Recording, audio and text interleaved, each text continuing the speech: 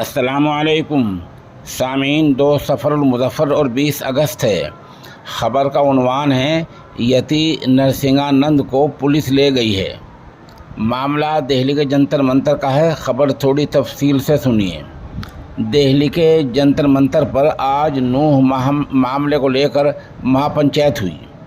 ये panchayat all India सनातन federation ने बुलाई थी। इस पंचायत में महामंडलेश्वर यति नरसिंहानंद ने इश्तियाल अंगेज भाषण दिया, जिस पर हंगामा हो गया। पुलिस ने इस महापंचायत को दरमियान में ही रोक दिया है और यति नरसिंहानंद को वहां से ज़बरदस्ती कहीं ले गई है। दिल्ली पुलिस ने इस महापंचायत की वीडियोग्राफी भी कराई है। अभी तक एजेंसियों पर इतनी ही खबर आई है।